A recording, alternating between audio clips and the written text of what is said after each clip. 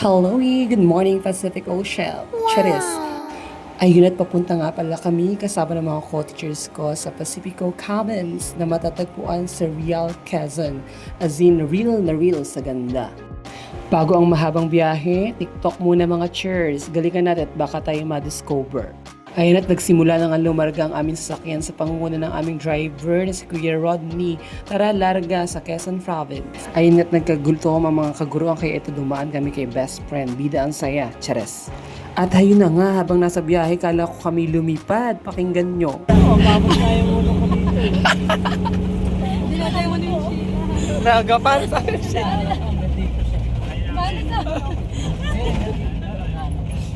Tulog kasi ito kaya hindi nakita. Sir, ano pakiramdam? Hawak! Hawak! Pablat!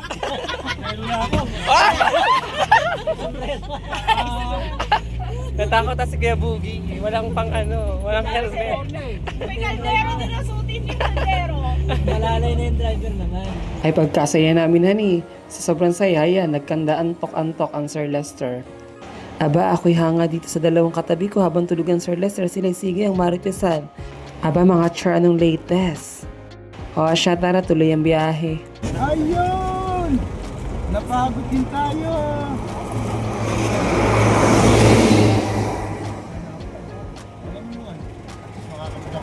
Jiba, si Kuya Boy, napagod daw siya. Kami din napagod ka, tatawa. O siya, tara na.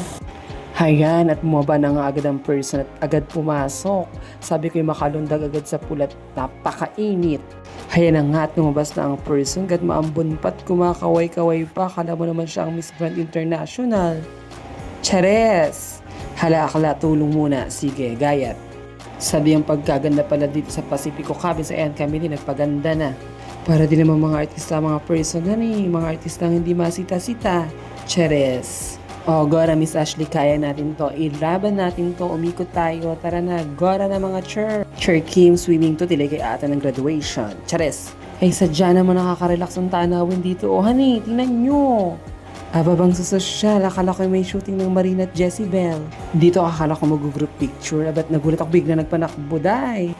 Ayun nga, pagkakatakbo ko dito, ang diretso ko sa pool area. Kitang-kita naman na niya mga bagets. Enjoy na enjoy. At syempre, ang teacher mo hindi nagpatalo. Sige, she said, may pa-underwater pa ang person na ni. Kaya mo yan. Sige, langoy pa, sure, laban. Huwag kang magpatalo kay Marina at kay Jessie Bell. Kaya mo rin yung kaya nilang gawin. Napagkakit talaga ng mga bata. Para din naman buti, diba laki ng tiyan nito. Nakanapagkasweet naman itong dalawang ito Honey, shoutout po Sir Wilson and Miss Lian. Nakausisi din naman ng person, parang papalitan na talaga si Marina. Chares. Nakaulumulutang honey, napapaghalataan. Chares. Oh, hayan. Shoutout nga din pala sa aking taga-video dyan, si Miss Lian. Sana all may palikod. Chares. At ayun lang, pagkatapos na maghapong aurahan, bagsak ang set.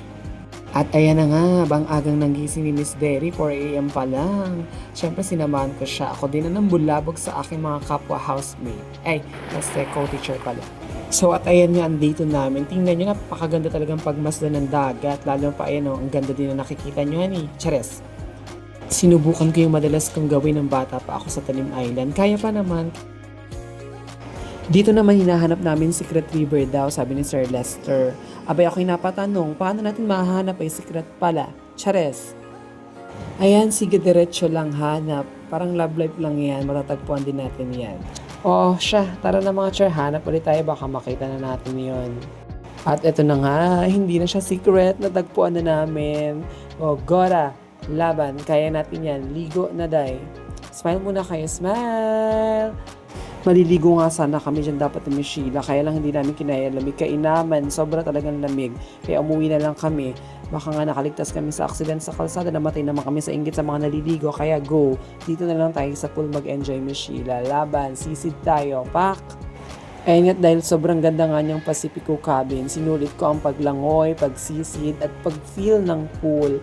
Kasi nga diba hindi ko alam kung makakabalik pa ba kami dyan or hindi na. Kaya yun, kung hindi makakabalik, at least sulit na sulit. Pak, sisid, ganun.